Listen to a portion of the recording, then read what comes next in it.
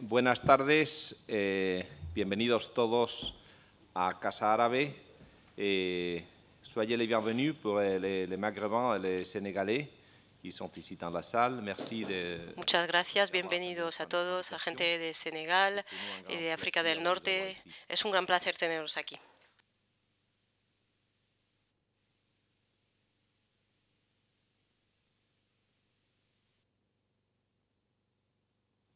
Perdón.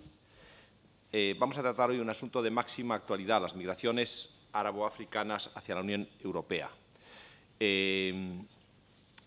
Este acto ha sido organizado por Casa Árabe en coordinación con la Fundación Friedrich Ebert de Túnez y Madrid y con la Red Sindical de Migraciones Mediterráneas y Subsaharianas, de las que son miembros, entre otras organizaciones sindicales, las de España, Francia, Portugal, Túnez, Italia, Mauritania, Marruecos, Senegal y Níger.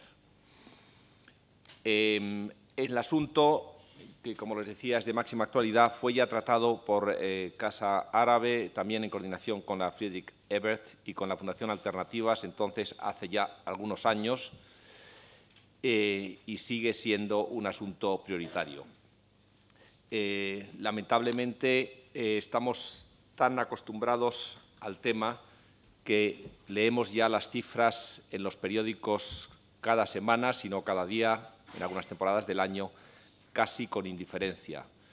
Leemos que 200, 300, 500 ciudadanos de distintos países de África llegan a nuestras costas o a las costas de Italia o antes a las costas de Grecia y pasamos casi por alto una noticia que en el fondo lo que está diciéndonos es que varios cientos de ciudadanos han tenido que dejar sus países, hacer un gran recorrido en el que a veces algunos dejan su vida, separarse de sus familias, romper con su país, sus tradiciones, todas las circunstancias que les han acompañado durante toda su vida, para llegar a un mundo que para ellos es desconocido, nuevo, difícil porque no hablan la lengua normalmente, y en el que van a encontrarse en una situación de falta de papeles durante largos periodos, lo que les impide trabajar, alquilar una vivienda, lo que les somete a veces a dificultades con las autoridades locales, con policía. Un mundo trágico y tétrico que nosotros, como ciudadanos europeos acostumbrados a la vida cómoda y fácil de nuestros países, no podemos ni imaginar. Para estos ciudadanos de África y de otros países, el día a día es una vida complicada en la cual tienen que salir adelante en situaciones normalmente muy difíciles. Los sindicatos han jugado un papel muy importante en el apoyo a todos estos ciudadanos. También otras organizaciones, ONGs de distinto signo, han contribuido a ayudar a estas personas, pero es un esfuerzo que debería ser apoyado por toda la ciudadanía y por las autoridades de todos los países de acogida.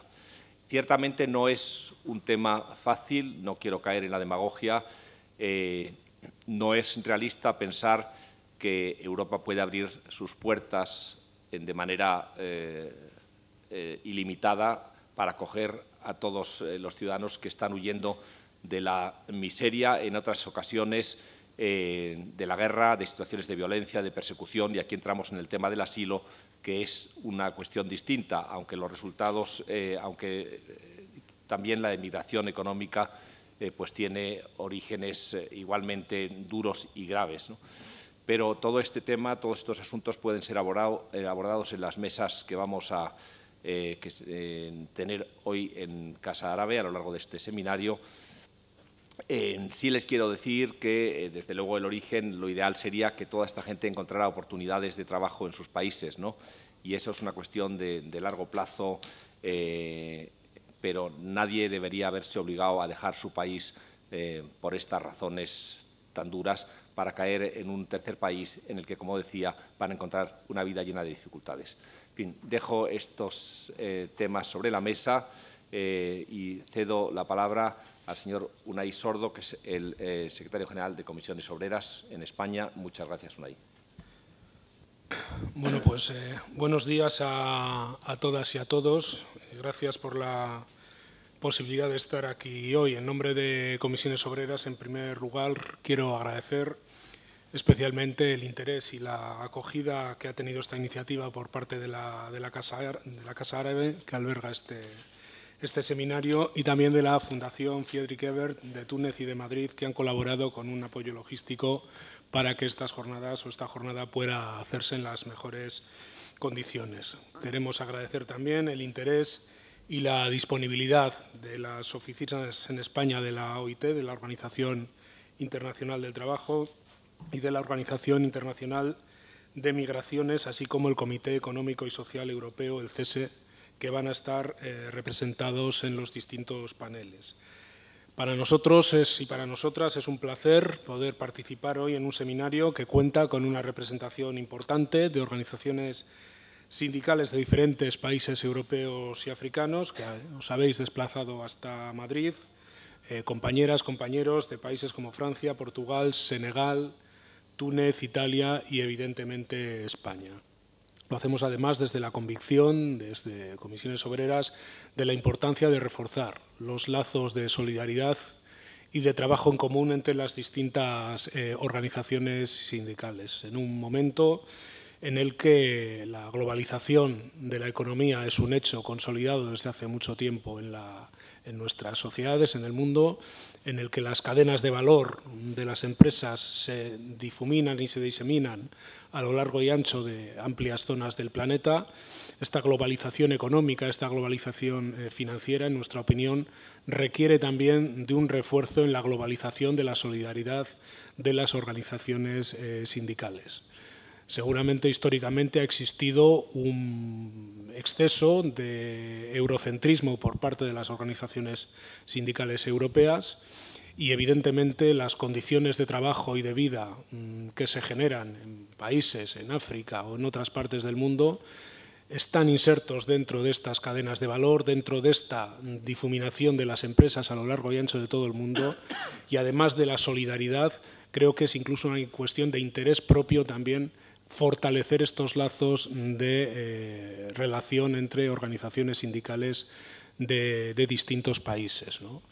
Porque estamos dentro del mismo mundo y porque lo que ocurre en unos países y lo que le ocurre a unas organizaciones sindicales de determinados países acaba afectando al conjunto de las trabajadoras y los trabajadores del mundo. Desde este punto de vista, quiero poner en valor también la red sindical de migraciones mediterráneas y subsaharianas, que, como se sabe, viene trabajando en distintas etapas desde el año 2009 y que pretende reforzar la unidad y la solidaridad del movimiento sindical europeo y africano, en primer lugar, y, en segundo lugar, afianzar el compromiso con los valores fundamentales universales de los derechos humanos sobre la libertad, la igualdad, la justicia, la no discriminación y el trabajo decente. Pensamos que es muy importante que el trabajo de esta red sindical de migraciones mediterráneas y subsaharianas se inserte y esté relacionado, se inscriba dentro de las políticas generales que vienen siendo definidas por parte de la Confederación Europea de Sindicatos y también por parte de la Confederación Sindical Internacional, especialmente con sus organizaciones regionales en Jordania para los países árabes, y en Togo para los países africanos, ¿no?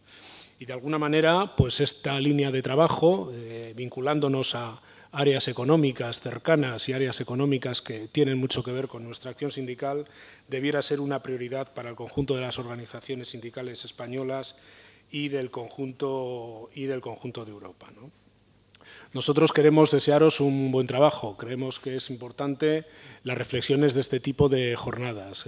Vamos a participar en ellas y queremos incorporar las reflexiones compartidas que podáis hacer el conjunto de personas que vais a participar para incorporarlas a la reflexión permanente de comisiones obreras. Y en ese sentido, pues queremos desearos un buen trabajo y pasaría la palabra al compañero de la USO, Julio Salazar.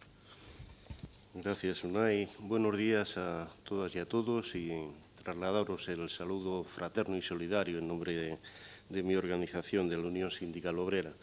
Y quería también, como ha hecho Unai, ¿no?, agradecer a la Fundación EBER y a la Casa de Árabe y, como no, a la Red Sindical por hacer posible este evento y con ello por implicar de nuevo al movimiento sindical, no solo europeo, sino árabe y subsahariano, yo creo que es su rol internacional por excelencia, como es la causa de la dignidad del ser humano ante las adversas circunstancias que le llevan a abandonar su tierra. La USO vamos a celebrar dentro de unos pocos días nuestro Congreso Confederal y dentro de las propuestas que llevamos como resolución programa figura un apartado, un capítulo que denominamos por unas políticas migratorias justas, que lo que pretendemos es contribuir singularmente desde la faceta más social y laboral pues a promover políticas que faciliten las migraciones, la vida y el trabajo de manera justa y de manera digna.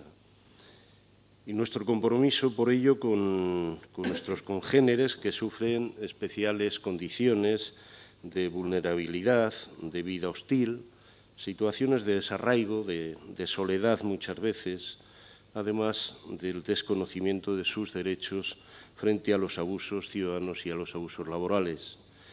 Y en este sentido, como USO, lamentamos la ausencia de una política migratoria por parte de la Unión Europea que debiera ser reflejo precisamente de sus valores fundamentales en vez de hacer lo que está haciendo, que es poner muros tanto físicos como políticos contra la inmigración. Y también, como parte que somos, junto a comisiones del Comité Español de Ayuda al Refugiado, defendemos una política de asilo y de refugio que en nuestro país precisamente brilla por su ausencia. Y es que España incumple el pacto de acogida de la Unión Europea al haber acogido tan solo a un 7% de las 17.337 personas refugiadas comprometidas. Igualmente, en materia de derechos humanos, los llamados centros de internamiento de extranjeros siguen registrando en nuestro país continuas denuncias de abusos hacia las personas refugiadas. Y queremos también, en nuestro propio interno, en el sindicato, una integración de la persona migrante con su afiliación, su presentación también, como no, como representante de los trabajadores y también, como no, su participación en nuestra propia estructura sindical, porque creemos que es la mejor forma de acción para la equiparación de derechos. Por ello, nuestro compromiso por convicción y por vocación de favorecer la acogida con derechos ciudadanos y laborales y de lucha contra todo brote de racismo, de xenofobia, que actualmente pues, están siendo utilizados en estos tiempos tan convulsos, ¿no?, de crisis y de alto paro como los que estamos viviendo, pues por partidos xenófobos y de extrema derecha. Y por todo ello queremos también desearos pues, nuestros mejores deseos y nuestra colaboración por alcanzar tan buen fin como es el que persigue este seminario, de enfrentar este drama social y este drama humano y hacer otro mundo pues, a favor de las personas, tal y como nunca dejó o debió dejar de ser, ¿no? Así que adelante con ello y felicidades por el seminario.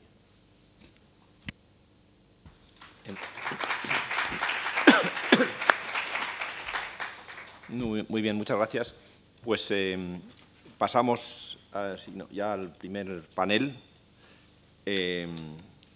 dedicado a la lucha por la dignidad laboral, el trabajo forzoso. Modera María Pallares. Bonjour à tous. Je m'appelle Semir Adoueni, je suis tunisien. Je suis responsable d'un projet migration au sein de la Fondation Friedrich Ebert à Tunis. C'est un projet qui couvre la région de l'Afrique de l'Ouest, l'Afrique du Nord, Maghreb, et également la rive sud de la Méditerranée. J'ai le plaisir et l'honneur de modérer cette première séance. Je pense qu'on ne peut pas démarrer cette première séance sans souligner le fait que l'Espagne a ratifié le protocole de 2014 relatif à la Convention de lucha contra el trabajo forzoso. Por lo tanto, también en el marco de nuestro encuentro de hoy, el trabajo forzoso es un concepto. On va dire que c'est indispensable de revenir sur la définition de la question du travail forcé, car même si aujourd'hui il est fortement associé à la question de la traite, on ne peut pas les confondre. Le travail forcé s'oppose diamétralement au travail décent, mais il est indispensable de se poser la question de où se termine le travail décent et où commence l'exploitation par le travail, où se termine l'exploitation par le travail et où commence le travail forcé.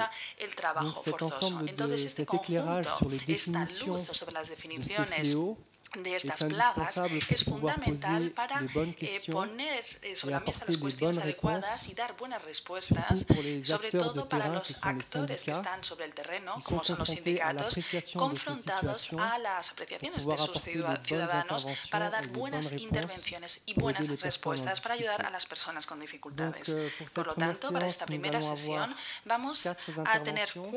Une première intervention qui va être un peu une intervention qui va revenir un peu sur les conceptos, así me lo imagino, en cuanto al representante de la OIT en Madrid, y después 3 intervenciones de los que están sobre el terreno, que son los que van a confrontar esta teoría sobre lo que ven en el terreno para saber cuáles son las dificultades para identificar los casos de explotación a través del trabajo, para la trata o el trabajo forzoso. E invito, por lo tanto, a todos los ponentes a que realmente estén con los tiempos, que tenemos unos 10 minutos por intervención para que de esa forma podamos tener más tiempo para un debate posterior.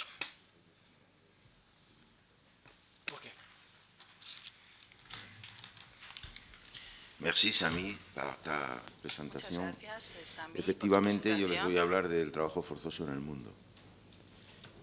Y no les traigo buenas noticias, para nada. El último informe que habíamos hecho sobre trabajo forzoso es de hace 4 años y ahí teníamos identificadas o estimadas 21 millones de personas atrapadas en el trabajo forzoso. En el informe que hemos hecho recientemente sobre la situación del trabajo forzoso en el año 2016, que lo hemos hecho conjuntamente con la Organización Internacional de Migraciones, que intervendrá en el siguiente panel, hemos estimado que la situación del trabajo forzoso en el mundo es de 25 millones de personas. Ya digo que no es para nada una buena noticia, teniendo en cuenta además que en los Objetivos de Desarrollo Sostenible de Naciones Unidas, adoptados en el año 2015, en septiembre de 2015, por los jefes de Estado y de Gobierno de todos los países del mundo que componen el sistema de Naciones Unidas, se planteaba aquí una meta muy ambiciosa, una meta que no iba a 2030 como el resto de las metas de los Objetivos de Desarrollo Sostenible, sino que incluso adelantaba a 2025 la erradicación en todo el mundo del trabajo forzoso, al igual que planteaba y sigue planteando la meta la erradicación en todo el mundo del trabajo infantil para 2025. En las mismas fechas hemos presentado desde la Alianza 8.7 de Naciones Unidas, hemos presentado el informe sobre trabajo infantil. Y en este caso las cifras son preocupantes porque estamos hablando todavía de 152 millones de niñas y de niños en situación de trabajo infantil. Son 90 millones menos de los que había a principios de siglo, pero son todavía muchos y hay que erradicar ese trabajo infantil para 2025. Y el ritmo de erradicación, teniendo en cuenta que en los 4 últimos años solo se ha reducido en 11 millones, pues el ritmo de erradicación hay que acelerarlo sí o sí si queremos alcanzar ese objetivo. Ambos objetivos, erradicación del trabajo infantil y erradicación del trabajo forzoso, son objetivos que están contemplados en los Objetivos de Desarrollo Sostenible, como decía, y están contemplados en el Objetivo 8, la meta 8.7. De ahí que la alianza internacional que se está promoviendo para erradicación del trabajo forzoso y del trabajo infantil se llame Alianza 8.7, de la que espero que se oiga hablar y que se oiga hablar mucho, porque si no se oye hablar mucho no vamos a acabar ni con el trabajo infantil ni con el trabajo forzoso. Dicho esto, ¿de qué estamos hablando cuando hablamos de trabajo forzoso? Cuando hablamos de trabajo forzoso no estamos hablando solo de explotación laboral, o incluso de explotación laboral generalizada, intensa, incumplimiento generalizado de las normas del trabajo.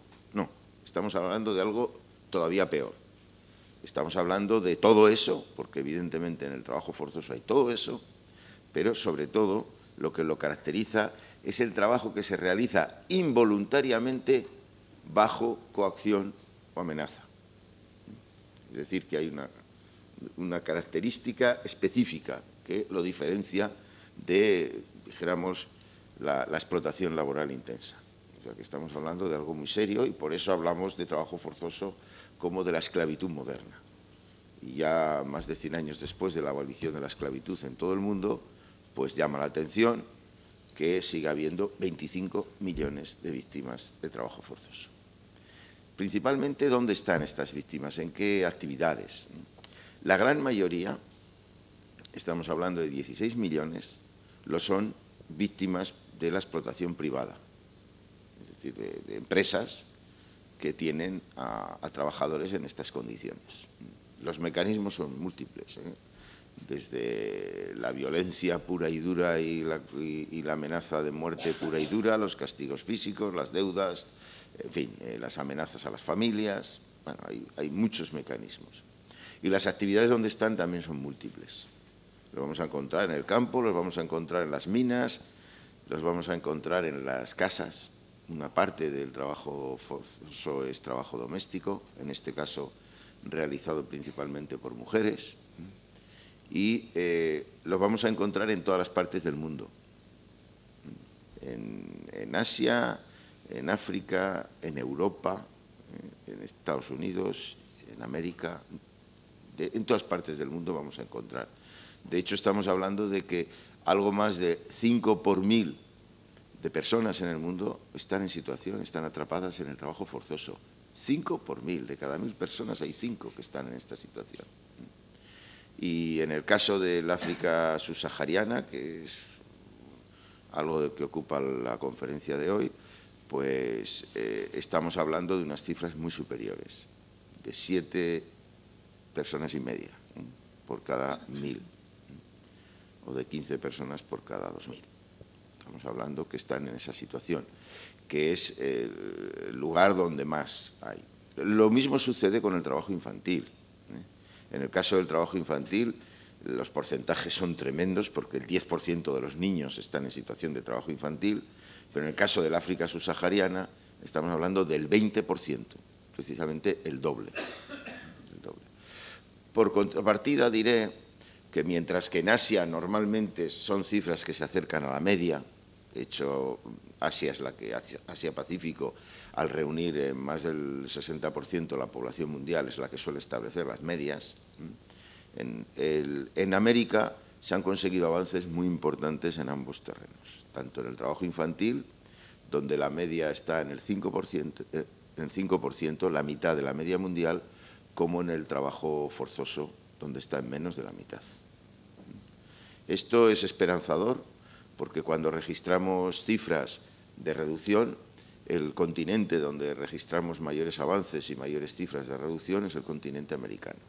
Esto tiene que ver con esos años que se ha vivido de expansión de la democracia, esos años que se ha vivido de cierto empuje y desarrollo económico, pero también la ralentización de las cifras de reducción del trabajo infantil o el incremento de las cifras de trabajo forzoso, pues tiene que ver con que esa situación en América ha cambiado.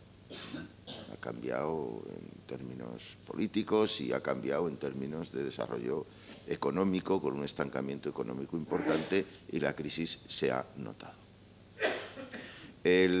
Existen distintas herramientas para combatir el trabajo forzoso, todas ellas son importantes. La más importante, como siempre, son las políticas de desarrollo. O sea, la más importante, al igual que el trabajo infantil, y me van a perdonar que esté haciendo continuamente la comparación, pero al igual que en el trabajo infantil hemos detectado que las políticas más eficaces, más rápidamente eficaces, son, por ejemplo, la escolarización y las políticas contra la pobreza, y esas inmediatamente van a tener una repercusión de reducción del trabajo infantil, aunque no sean directamente dirigidas a reducir el trabajo infantil, cuando están complementadas además con políticas dirigidas a reducir el trabajo infantil o el trabajo forzoso, pues el resultado es mejor. Pero es decir, que las políticas que permiten son estas. Donde hay hambre, donde hay pobreza, donde hay miseria, pues es mucho más fácil que se den estas situaciones que donde no las hay. Pero también se dan estas situaciones donde, en países de renta media, donde no se dan estas constricciones tan fuertes como son la pobreza extrema y el hambre, etcétera, que asola muchas partes del mundo. Por eso decía que de los 25 millones, 16 lo son en el sector privado, pero también hay 5 millones que lo son en la explotación sexual. Y aquí además encontramos con más del 90% de las víctimas de la explotación sexual son mujeres. Mujeres y niñas. Una parte importante son niñas, mujeres menores de edad e incluso menores de edad de trabajar. Y esta es una realidad muy cruda y que está ahí, y esta realidad sí que la encontramos extendida en todos los países del mundo. Y esta realidad es la que encontramos también en los países industrializados. ¿Y por qué esto? Bueno, el por qué el trabajo forzoso se define con una palabra: codicia. Esa es la palabra que lo define. Porque el trabajo forzoso genera unas ganancias extraordinarias. 150.000 millones de dólares al año. Es mucho dinero. Y de esos 150.000, 100.000 lo son en la explotación sexual. De ahí que sea una de las actividades más lucrativas, y de ahí que esa actividad lucrativa la vayamos a encontrar también en los países industrializados. El resto del trabajo forzoso, que son unos 4 millones, es trabajo forzoso obligado por los estados. Y, por ejemplo, en las cárceles, a los presos, etcétera, que nosotros consideramos también trabajo forzoso y que es una línea a combatir. La principal herramienta para combatir el trabajo forzoso es el convenio 29 de la OIT, aprobado ya en los años 30, y particularmente el protocolo que desarrolla este convenio de la OIT, que es un protocolo que ha sido adoptado recientemente en el año 2014. Desde la OIT estamos desarrollando una campaña mundial, se llama 50 for Freedom, 50 para la libertad, que intenta que haya al menos 50 países que en el año 2018 hayan ratificado el convenio. De momento son 19 países, el último país en ratificarlo ha sido España. que hace unas 3 semanas en Nueva York entregó, con ocasión de unas reuniones de Naciones Unidas, la ministra de Empleo y Seguridad Social española entregó al director general de la OIT el instrumento de ratificación, por lo cual entrará en vigor dentro de un año. Y este convenio, y con esto voy a acabar, o este protocolo, ¿qué instrumentos plantea novedosos que permitan de verdad actuar contra el trabajo forzoso? Pues plantea principalmente 2 líneas nuevas. Una, que los países tienen que tener un plan de acción, un plan nacional, articulado, completo, que aborde los temas de trata. Efectivamente, no toda la trata es para trabajo forzoso, también hay trata para matrimonios forzosos. Son 15 millones los matrimonios forzosos en el mundo y consideramos que esta es otra forma de esclavitud moderna. Y también hay trata para órganos y otras actividades terribles. Pero no toda la trata va para el trabajo. Y no todo el trabajo se hace a través de la trata, porque muchas veces el trabajo forzoso lo encontramos en los propios nacionales de los países donde hay situación de trabajo forzoso.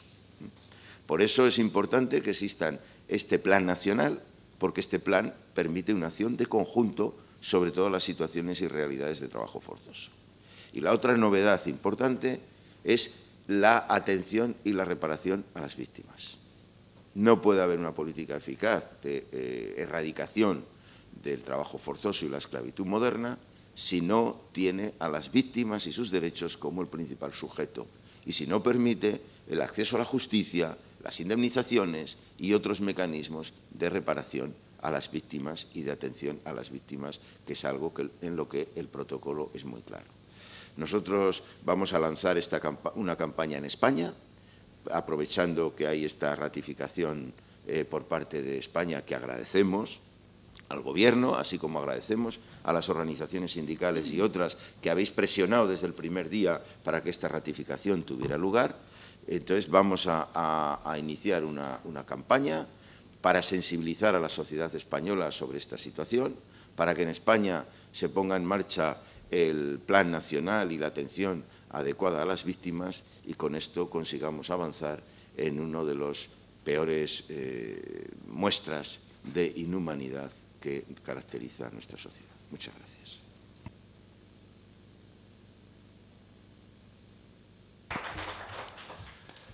Merci pour cette introduction qui va nous permettre maintenant de pouvoir s'interroger sur introducción que nos va a permitir cuestionarnos sobre cómo alcanzar los desafíos de 25 millones de individuos que sufren el trabajo forzoso.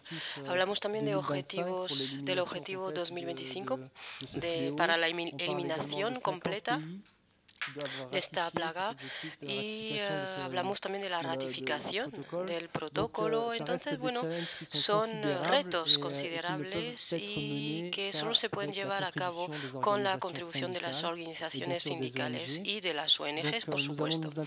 Entonces, nos vamos a interesar ahora en la contribución que tenemos.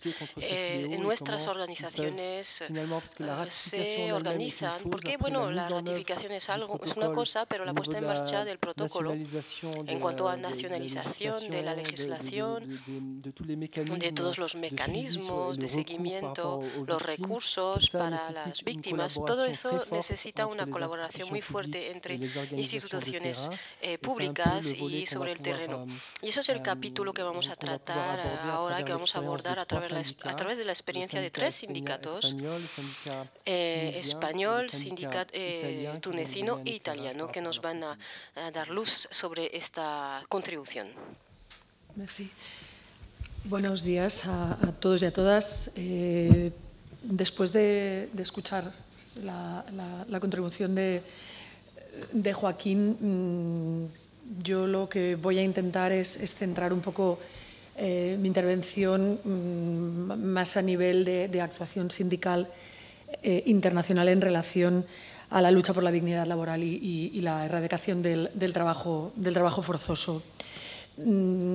Me atrevo a decir que esta defensa de la dignidad laboral en todos sus facetas es uno de los principios inalienables del sindicalismo a nivel internacional, que la lucha contra el trabajo forzoso, que la CSI, la Confederación Sindical Internacional, define como todo aquel trabajo que se desempeña contra la propia voluntad y bajo amenaza de castigo, son prioridades de la CSI y, por tanto, de todas sus afiliadas en todo el mundo. Además de las cuestiones relacionadas, ¿no?, con la esclavitud, sobre todo la esclavitud moderna, puesto que aunque tiene un origen muy antiguo, la esclavitud laboral en estos momentos presenta los mayores números de la historia, con estos 25 millones más o menos que se considera que pueden existir en todo el mundo. Decir también que 1 de cada 5 personas sometidas a trabajo forzoso también están sometidos a explotación sexual. O sea, hay una clara relación.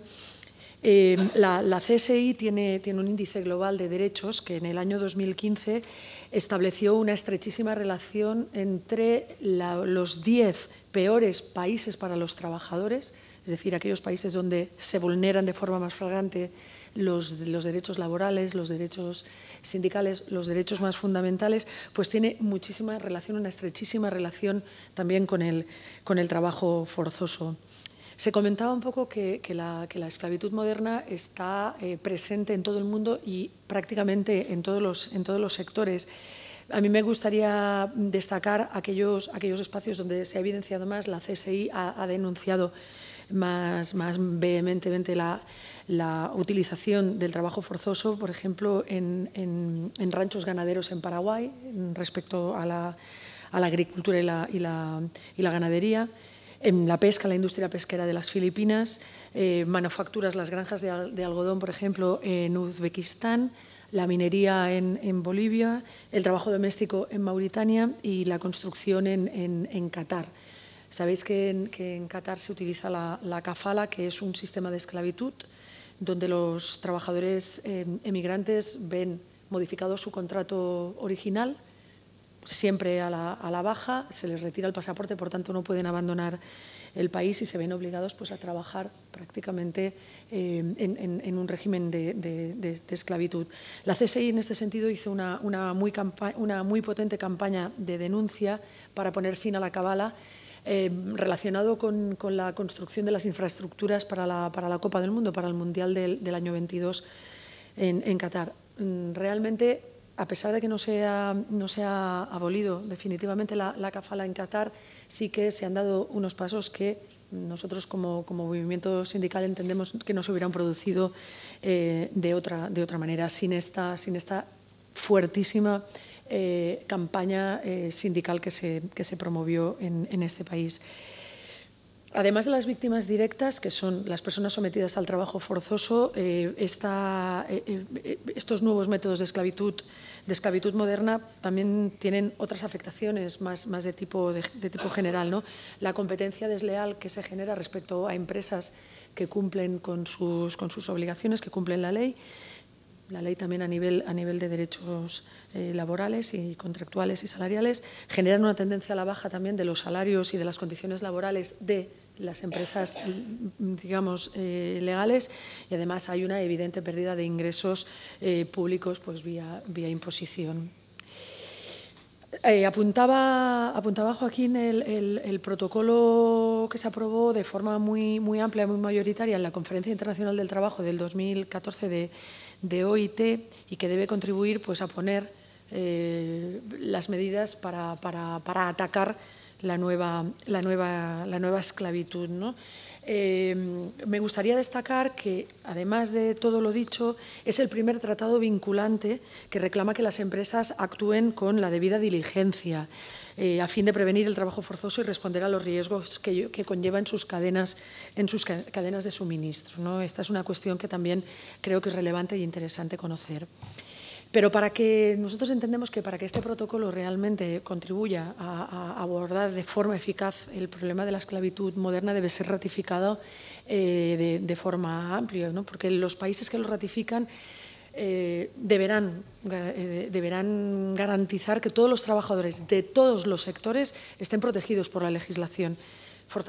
Están obligados a fortalecer la inspección de trabajo, otros servicios de protección contra esta explotación, adoptar medidas adicionales para educar e informar sobre trabajo forzoso, a garantizar también el acceso a acciones jurídicas y de reparación, como también se apuntaba, aunque no sean residentes legales en los países donde trabajan, y además sancionar las prácticas abusivas. Por tanto, todo un paquete de medidas que entendemos que realmente podría contribuir a mejorar esta situación.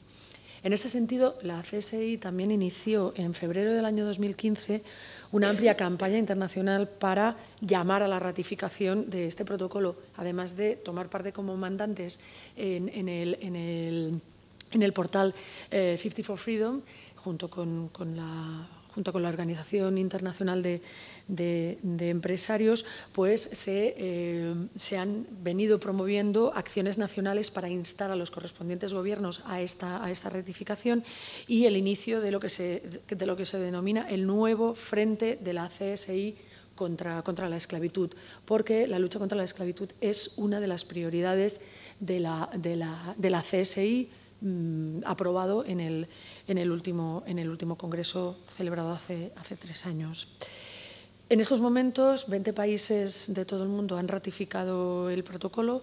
En 8 países ya está en vigor. Como también se apuntaba, España lo ratificó el día 20 de septiembre, por tanto, el día 20 de septiembre del año 2018 entrará en vigor. Pero querría llamar la atención a que la propia OIT afirmó que en España 11.400 personas son víctimas de explotación laboral.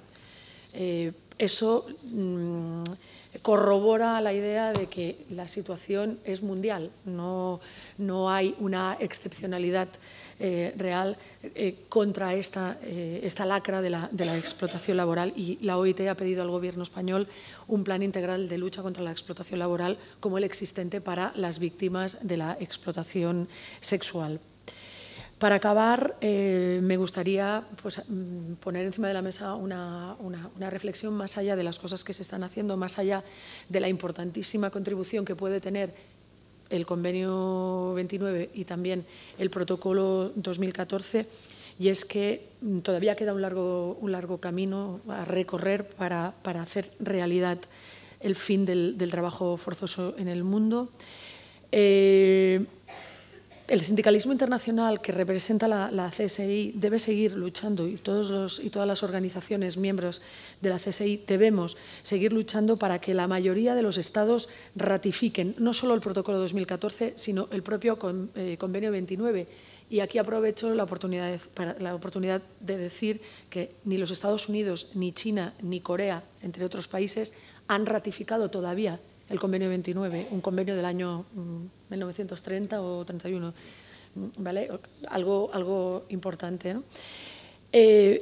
Pero no se trata única y exclusivamente de ratificar normas. Existen también otros instrumentos que pueden resultar útiles. En este sentido, el Tratado vinculante Empresas y Derechos Humanos, que la semana pasada se celebró la 3ª reunión en Naciones Unidas, una reunión de carácter intergubernamental, para elaborar un instrumento jurídico vinculante sobre corporaciones transnacionales, sobre multinacionales y otras empresas en relación con derechos humanos. Esto también puede contribuir. Otra cuestión, los acuerdos globales para las cadenas de suministro de las grandes multinacionales ubicadas en un país, pero que tienen centros de trabajo en todo el mundo. Centros de trabajo donde no se respetan en muchos casos los más mínimos derechos laborales ni sindicales, y que incluso se dan situaciones de trabajo infantil o de trabajo forzoso. Bien, este tipo de acuerdos debe contribuir a avanzar en la equiparación de derechos y que, por tanto, se pueda llegar a erradicar el trabajo forzoso. En ese sentido, sí que querría aprovechar la oportunidad para decir que la participación activa de los sindicatos, tanto en los países sede de las multinacionales como en los países donde se ubican, donde se localizan centros de trabajo, centros de producción, son clave para garantizar el éxito de cualquier medida de lucha por la dignidad del trabajo en todo el mundo. Por otro lado, los tratados de libre comercio, los tratados de inversión deberían incorporar con carácter vinculante que los países firmantes hubieran ratificado por lo menos los convenios fundamentales de OIT. En este sentido, denunciamos que el CETA, que como sabéis fue aprobado la semana pasada, el día 27 de octubre, en el Senado español y por tanto ya es de plena aplicación en nuestro país, ya lo denunciamos en su día. El CETA pone en riesgo los estándares laborales europeos, puesto que Canadá no ha ratificado algunos de los convenios fundamentales de la OIT, pero sobre todo porque los Estados Unidos no han ratificado algunos convenios, como os decía, el 29, pero tampoco el de libertad sindical, ni el de igual remuneración o el de discriminación del empleo. Y se calcula que el 80% de las empresas canadienses son filiales de empresas norteamericanas. Por tanto, la entrada de empresas canadienses para operar de manera libre en la Unión Europea gracias al CETA puede llevarnos a situaciones complicadas o al menos a la baja para los derechos tanto en Europa como en este sentido dificultar todavía más la erradicación del trabajo forzoso. Y por último, tal y como apuntaba también Joaquín, es absolutamente necesario el cumplimiento de los ODS, de los Objetivos de Desarrollo Sostenible y concretamente, en este caso que nos ocupa, del 8.7 para asegurar la prohibición y la eliminación tanto del trabajo infantil como la erradicación del trabajo forzoso. Muchas gracias.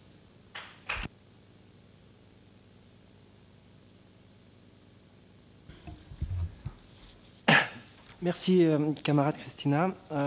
Donc, je pense que le lien est fait entre les traités de commerce et la question du travail forcé. Il s'agit bien évidemment de trabajo forzoso, son cadenas de aprovisionamiento. En cuanto a las multinacionales, el reto aquí es poder hacer que colaboren los sindicatos donde se delocalizan estas empresas, para poder luchar con los sindicatos de los países donde están ubicadas estas multinacionales. Es un reto fundamental sobre el que trabajamos desde hace varios años para acompañar este fenómeno de globalización y no dejar valores fundamentales que se inscriben dentro de nuestro movimiento apartados en esta globalización. Entonces, agradezco a nuestra compañera por esta comunicación sobre este enfoque a nivel internacional que confirma una vez más que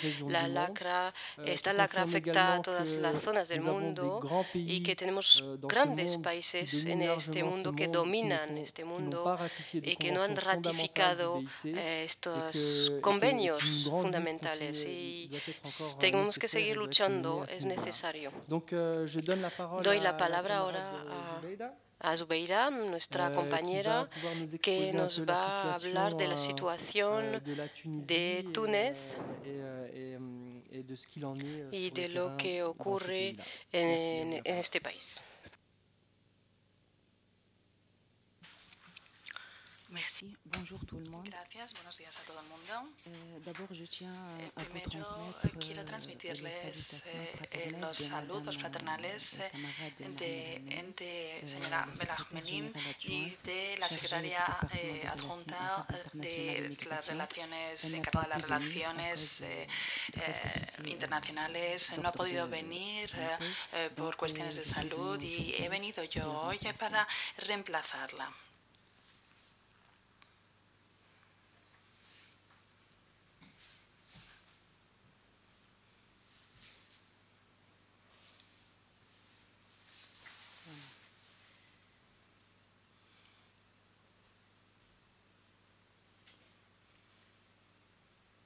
El trabajo forzoso, la esclavitud moderno. A finales del siglo XIX, la esclavitud antigua, clásico, el esclavo era una persona no libre, un bien, una mercancía, un instrumento económico que puede venderse o comprado. Parece definitivamente abolido en la mayor parte de los países del mundo. Podemos ver nuevas formas de esclavitud que vuelven a aparecer.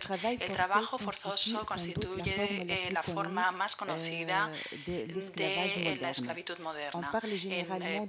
Hablamos normalmente de trabajo forzoso cuando hay personas que se contratan en la ilegalidad por estados, por partidos políticos o particulares y forzados a trabajar, muchas veces amenazados o con riesgo de castigos físicos. En la actualidad hablamos de cifras de 21 millones o 24 millones, incluso 25 millones de personas víctimas del trabajo forzoso en el mundo. En términos de género hay más mujeres que de hombres, 55% de mujeres y 45% de hombres, que sería el reparto de estas víctimas del trabajo forzoso. Hay 150 millones de dólares de ingresos ilegales, lo que hace que sea más difícil en la lucha contra este fenómeno.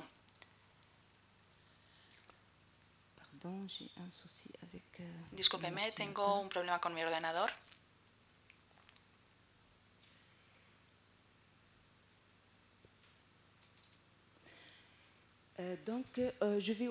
Hoy voy a hablar de la situación de Túnez. De forma histórica, Túnez ha sido el primer país del mundo musulmán y árabe que ha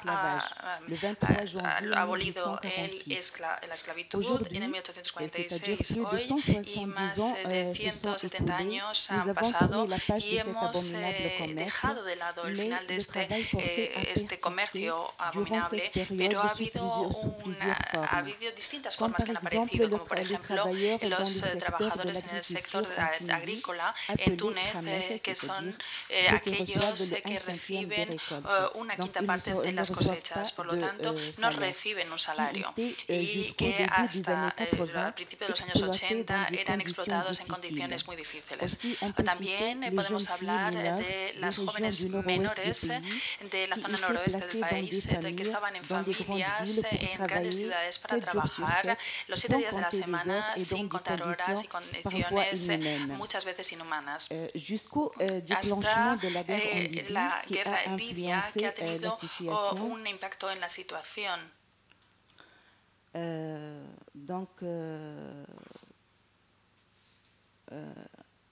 La situación en Túnez.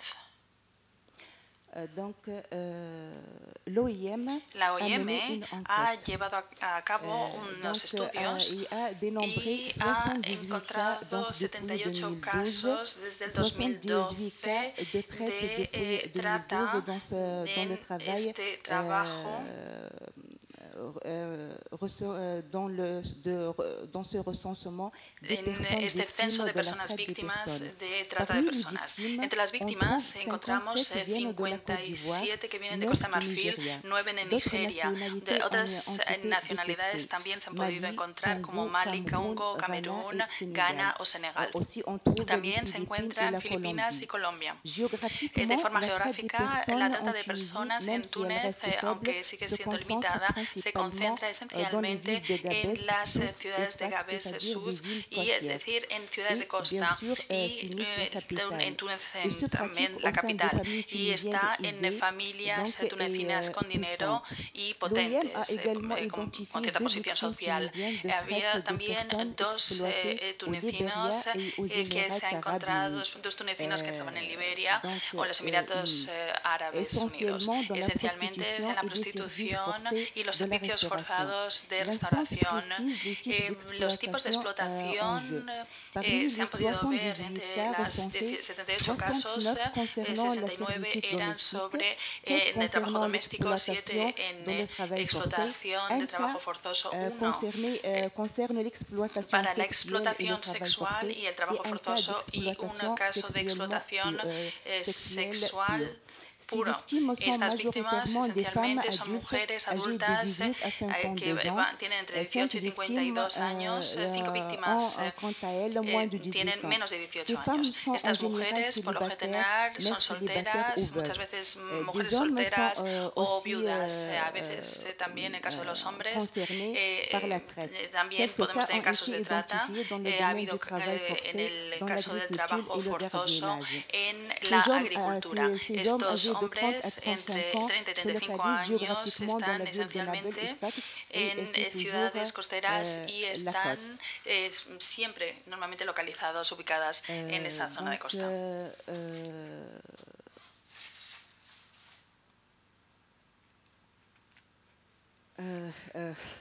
La OIM también ha identificado 5 víctimas que tienen menos de 18 años. También había hombres.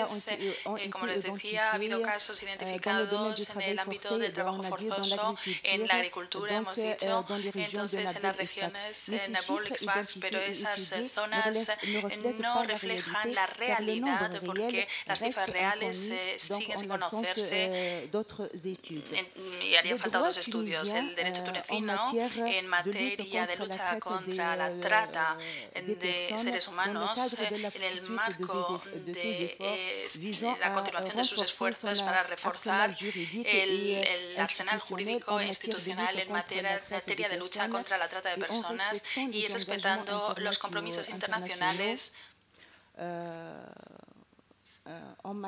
en materia de lucha contra la trata de seres humanos y respetando los compromisos internacionales de lucha contra el crimen organizado y la trata de personas, la ratificación de la Convención de Naciones Unidas contra el crimen internacional y el protocolo de Palermo.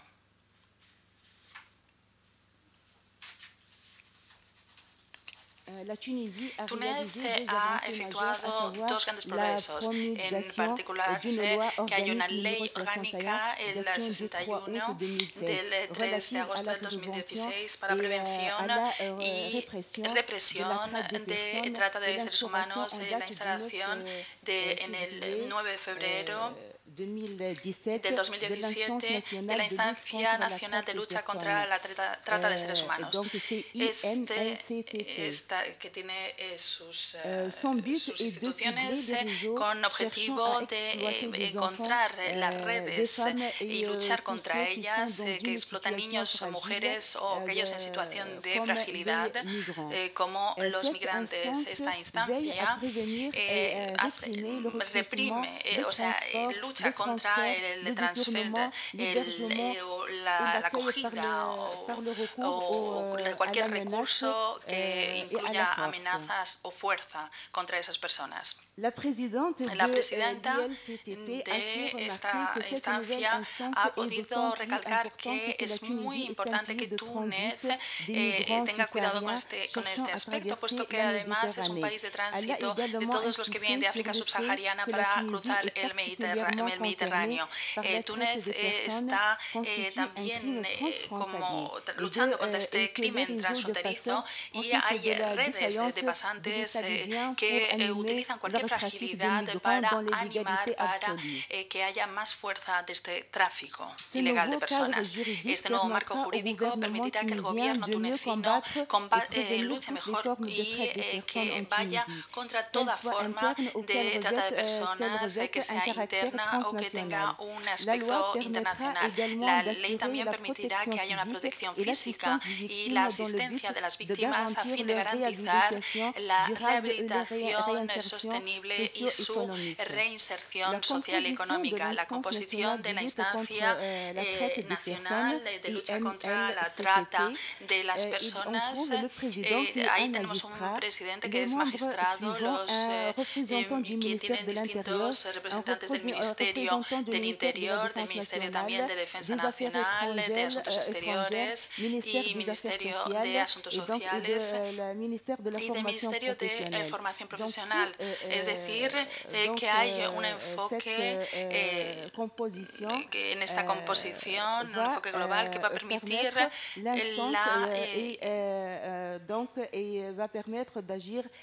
actuar de forma rápida. Podemos decir que vamos a ver cuál es el papel de los sindicatos y también de la sociedad civil tunecina, porque esta instancia no puede actuar y trabajar sola, ya sea en cuanto a la prevención, protección o bien el seguimiento.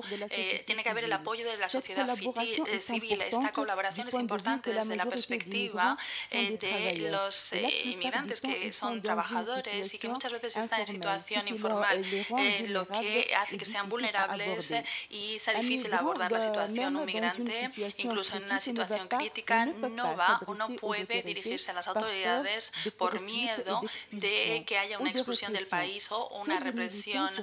Solo los militantes sobre el terreno, que sean sindicatos o ONGs, se pueden realizar ese trabajo delicado y ser el eslabón entre las víctimas y las autoridades.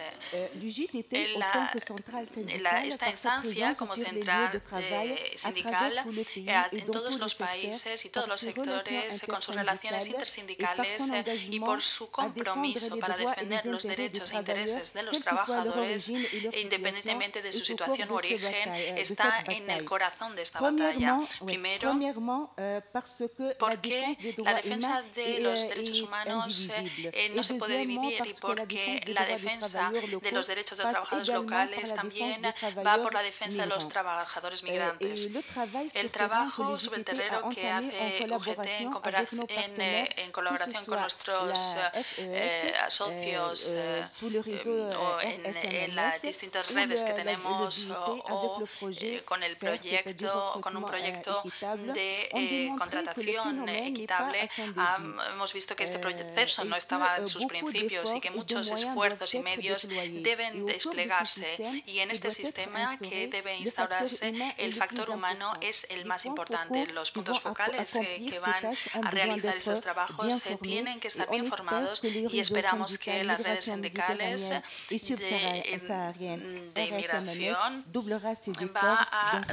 el RSMMS va a reforzar su trabajo en nuestro país y en los demás países, ya sean europeos o subsaharianos. Muchas gracias. Merci, camarade Zubeida. Muchas gracias, camarada Zubeida. Vamos a ceder la palabra rápidamente a Sergio. Voy a volver sobre el caso de Túnez, que con respecto a esta cuestión del trabajo forzoso se ha abordado en cuanto a la trata que comenzó este movimiento por la OIM en Túnez. Ha habido una identificación de casos en Túnez y después ha habido una sensibilización de las autoridades que progresivamente ha permitido establecer una instancia nacional que comienza este año sus actividades y que tiene los medios jurídicos para actuar con toda autonomía. Por lo tanto, realmente es un progreso importante para el país que implica más colaboración con las organizaciones sindicales y organizaciones de la sociedad civil. Eso es lo que está en juego ahora en Túnez. Eso es lo que aparece en cuanto a la aplicación de estos textos sobre el terreno. Por lo tanto, voy a ceder la palabra a Sergio para que nos dé su perspectiva sobre Italia. Y voy a tratar de que nos centremos en los tiempos para poder tener tiempo de debate después. Buenos días a todas y a todos. Bueno, primero quiero agradecer Casa Árabe, la FES de Túnez y la FES de Madrid y comisiones obreras y uso para ofrecernos la posibilidad de tener este encuentro y debatir sobre un tema que así quiero enfocarlo de manera un poquito paradójica, si se dice en castellano, ¿no?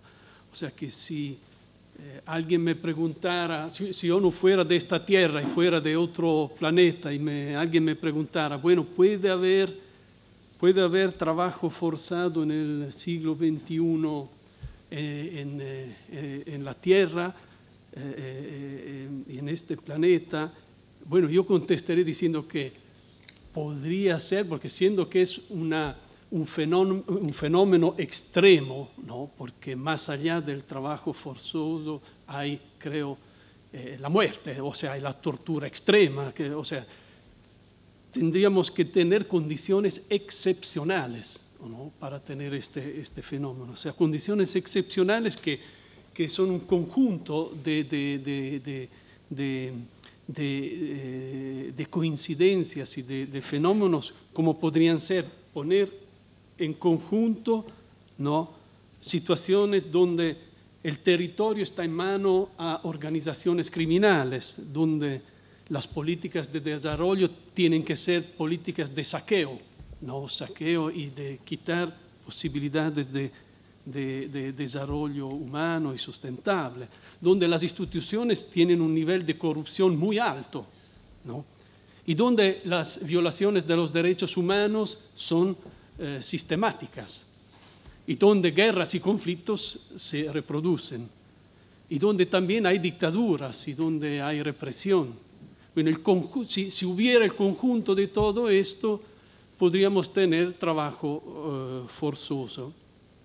Yo creo que esto es, es la base prácticamente es un poquito la realidad que estamos viviendo, o sea, por tanto no es un sueño, no es un cuento, sino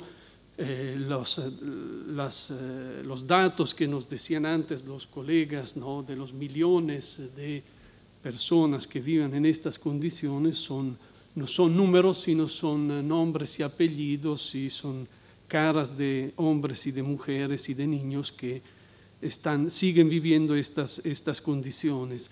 Y tanto que nosotros hablamos ya no hablamos de nueva esclavitud, o sea, porque también el lenguaje y las definiciones tienen que ajustarse a los fenómenos de las distintas fases históricas, ¿no?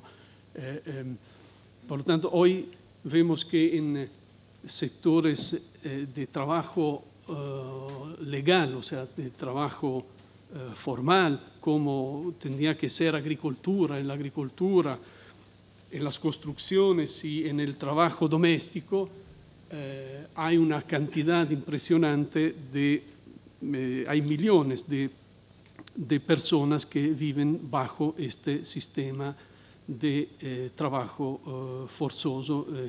Un dato y luego voy a Italia, un dato, o sea, que es impactante. En el Líbano hay más o menos 4 millones de personas, ¿no? Cioè de ciudadanos, ¿no? Y los sindicatos en Líbano que nos dicen que hay más o menos más de medio millón de trabajadoras domésticas que vienen de Asia y de África y que viven bajo el sistema de la kafala, que es una cosa que es terrible, pero a mí me la han contado así. O sea, la kafala, hay agencias, ¿no? Hay agencias que trabajan normalmente, como una agencia de viaje, una agencia de intermediación laboral, o sea, son agencias que reconocidas, o sea, no son clandestinas o ilegales, y tú entras dentro de estas oficinas y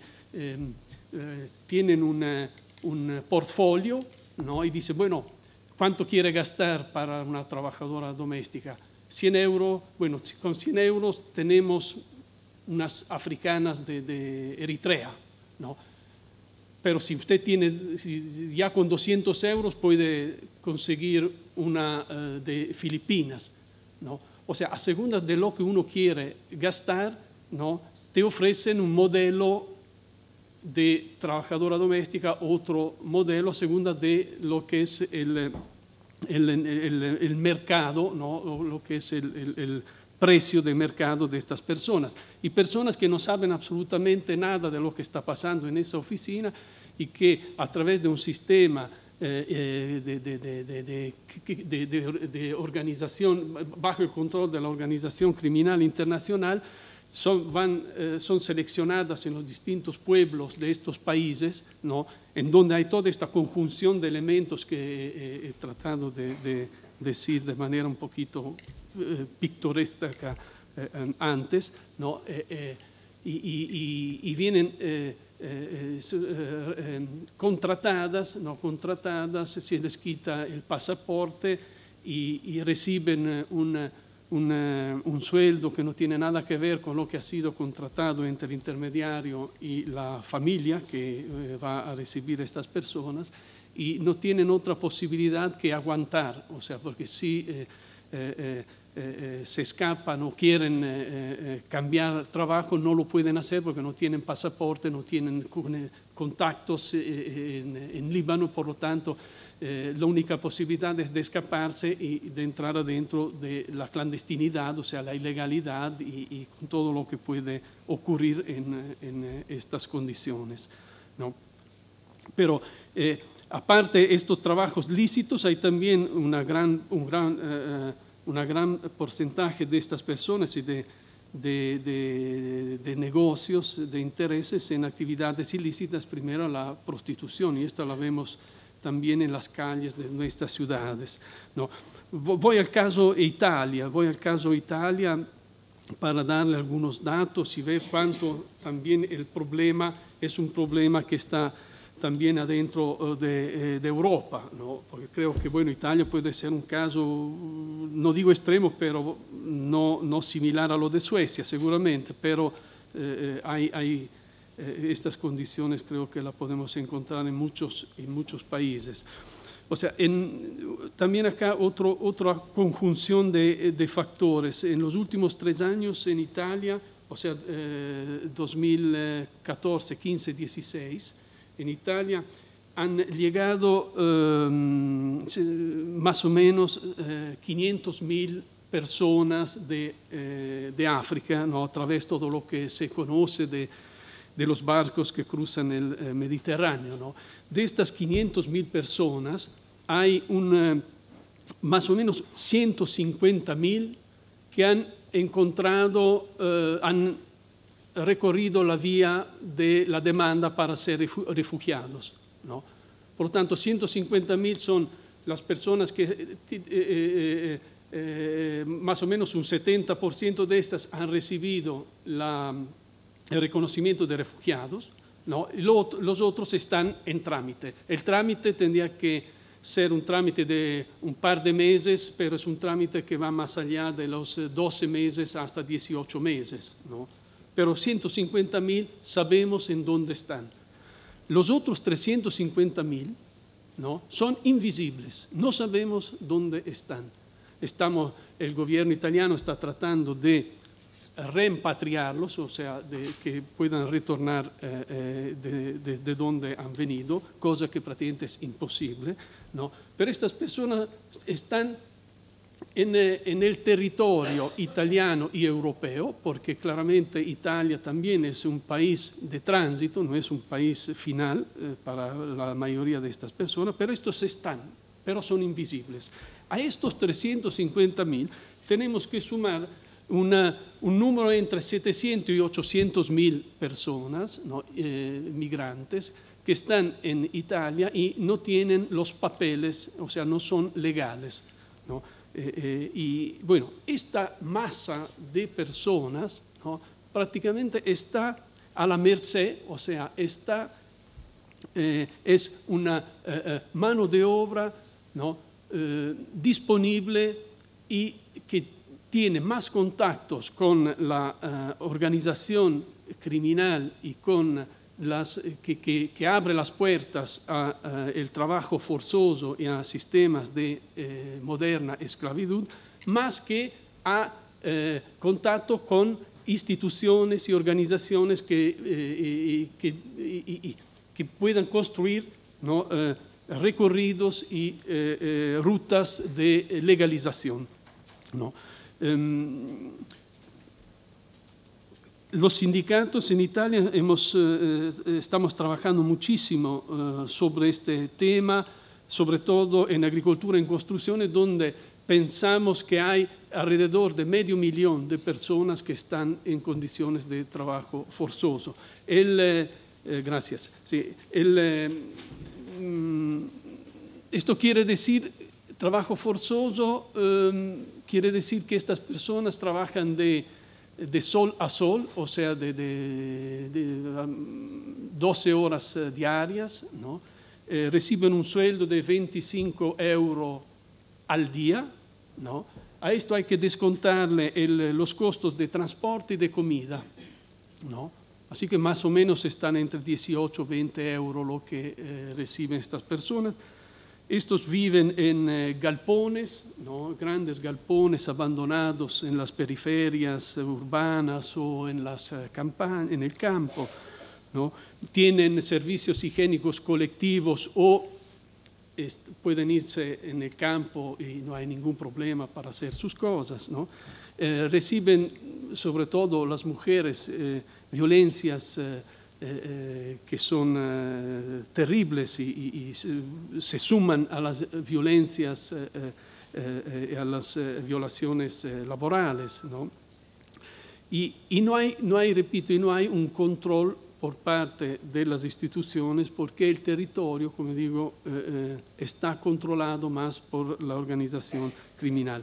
Nosotros lo que hemos hecho, porque esto, claro, como decía la colega de Tunisia, afecta también por cuestiones egoísticas, afecta a los trabajadores nacionales, porque esto genera un dumping social impresionante, ¿no? El hecho de trabajar con estas condiciones baja todo lo que es el sistema de protección laboral por todo un sistema. Nosotros estamos haciendo, por ejemplo, lo llamamos, traduciéndolo en castellano, sindicato de calle, o sea, vamos en la calle, tenemos, ¿cómo se dice?, camper que van o sea, el sindicato se mueve, ya no es una oficina estática, sino vamos donde hay los trabajadores que están bajo estas condiciones, ¿no? Vamos a las 4 de la mañana para poder hablar con esta gente, porque o vas a las 4 de la mañana o en la noche, pero en la noche están cansados, ¿no? Es mucho más difícil. Entonces a las 4 vamos, desafiamos, ¿no?, los intermediarios o los caporales, los que llevan estas personas y los contratan en la calle, y tratamos de darles informaciones para que sepan, ¿no?, de sus derechos y tengan el coraje de reaccionar, construyendo también un sistema de protección, porque tampoco pueden ser ellos a reaccionar y luego recibir también las reacciones y las puniciones por parte de estas personas. Hemos trabajado y hemos logrado una ley que penaliza y reconoce la responsabilidad, y no a nivel administrativo, sino a nivel penal, ¿no?, por parte de las empresas y de los intermediarios, porque hasta hace unos años la empresa que recibía trabajadores bajo el sistema, ¿no?, del caporalato, en italiano lo llamamos caporalato, es intermediación ilegítima bajo un sistema de criminalidad organizada. O sea, nosotros lamentablemente tenemos la mafia, la camorra, etcétera, etcétera, la andrangheta, o sea, tenemos sistemas de organización criminal muy organizados, pero son sistemas internacionales, así que no es producto solo italiano, ¿no? Pero hemos logrado esta ley, como hemos logrado también la ley a contra de la intermediación, que prevé también la expropiación de los bienes, ¿no?, de estas empresas,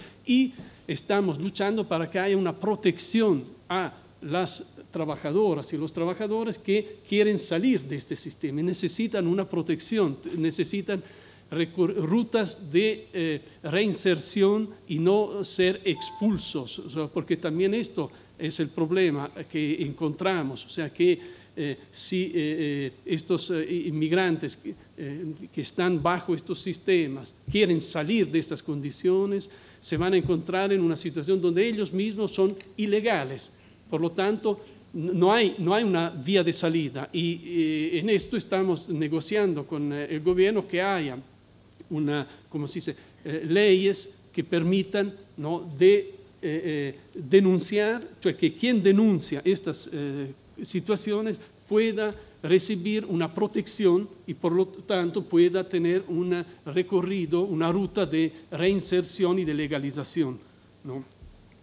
Bueno, todo esto es lo que estamos tratando, lo estamos haciendo en Italia, estamos tratando también de compartirlo dentro de la red sindical, ¿no?, del Mediterráneo y del África subsahariana con los otros sindicatos, porque estos fenómenos vemos que o lo logramos construir una red de protección y hacer que las ratificaciones de las convenciones de la OIT, como también las directivas de la Unión Europea, porque hay que recordarlo también, las directivas de la Unión Europea que hay en esta materia, ¿no?, sean ratificadas, sí, pero sean aplicadas. Y para su aplicación se necesita un conjunto positivo de fenómenos que involucran a todos, o sea, ningún sector de la sociedad y de las instituciones puede estar afuera de este partido. O sea, la alianza entre sindicatos y organizaciones de la sociedad civil es fundamental, como también con las instituciones y con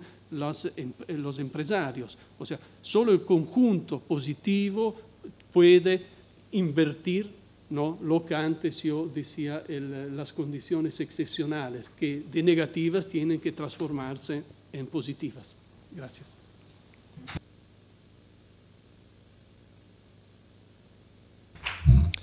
Merci, camarade Sergio.